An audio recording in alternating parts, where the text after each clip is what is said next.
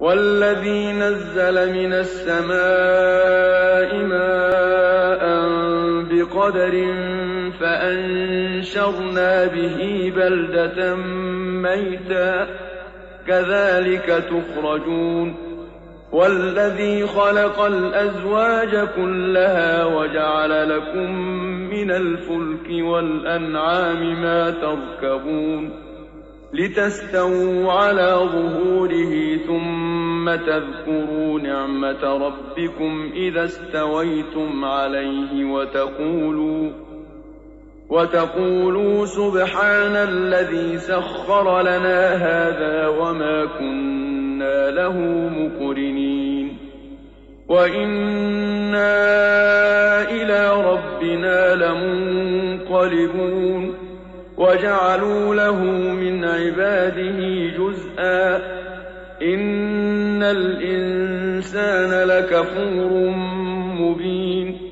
أم اتخذ مما يخلق بنات وأصفاكم بالبنين وإذا بشر أحدهم بما ضرب للرحمن مثلا ظل وجهه مسودا وهو كظيم أومن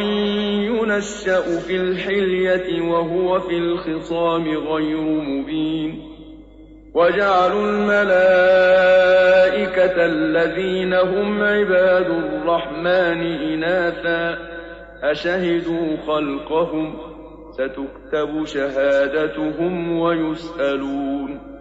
وقالوا لو شاء الرحمن ما عبدناهم ما لهم بذلك من علم إن هم إلا يخرصون أم آتيناهم كتابا من قبله فهم به مستمسكون بل قالوا إنا وجدنا آباءنا على أمة وإنا على